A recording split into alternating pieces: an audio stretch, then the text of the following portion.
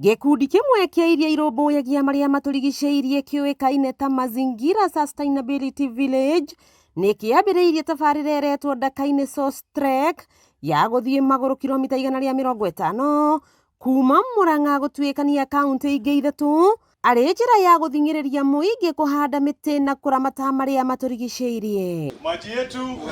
Ikinya rĩrĩ riumanĩte na ũnyihu wa maĩ ihumo-inĩ itiganĩte gũkũ bũrũri-inĩ.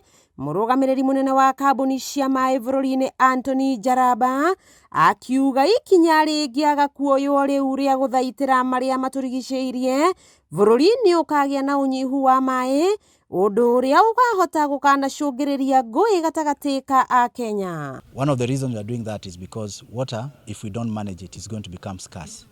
There is a probability that after 2035, the amount of water that we shall be having accessible to us will continue to dwindle if we don't do what we are supposed to do now. This Source Trek, organized by Friends of Ndakaine and Friends of Aberdares, and ideally we just want to raise awareness and more or less promote and encourage individual actions. Kũringana na mũrũgamĩrĩri mũnene wa kambuni ya maĩ Muasco Engineer Daniel Ng'ang'a, nuthu ya demu ya Maragwa ĩiyũrĩte tĩri ũrĩa ũkuagwo nĩ maĩ kumana na mũingĩ kwaga kũhanda mĩtĩ hũgũrũrũ-inĩ cia njũĩ. Tano tuonete nĩ harĩ a lot of siltation Maragwa Dam, na nĩ tũra work very closely with these stakeholders to ensure that one, nĩ twa desilt Maragwa Dam na tukanyitanĩra na Upper na Lower Maragwa Rua nĩguo tũhote conserve catchment na kũhanda mĩtĩ ya kĩndũire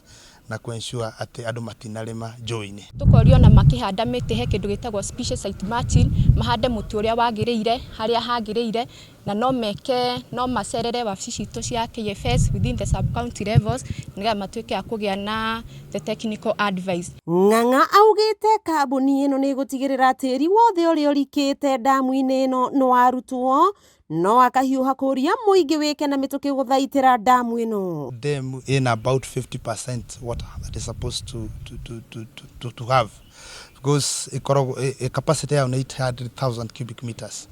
Juge nĩ tũra work very closely na communities nĩguo tũhote ensure atĩ ndĩnatuĩka seated rĩngĩ. Mũnini wa gavana wa Murang'a Stephen Mũnania akiuga thirikari ya Murang'a nĩ nyitĩrĩire tabarĩra ĩno ya gũthaitĩra marĩa matũrigicĩirie. Ithuĩ twĩ ta county nĩ ithuĩ twĩna responsibility ya kũhe andũ aitũ maĩ, nĩ ithuĩ twĩna responsibility ya maintain environment itũ, na koguo nĩ tũraruta wĩra na kambuni citũ cia maĩ. Ĩmwe yacio ĩrĩa supported this work ũmũthĩ nĩ Murang'a Water.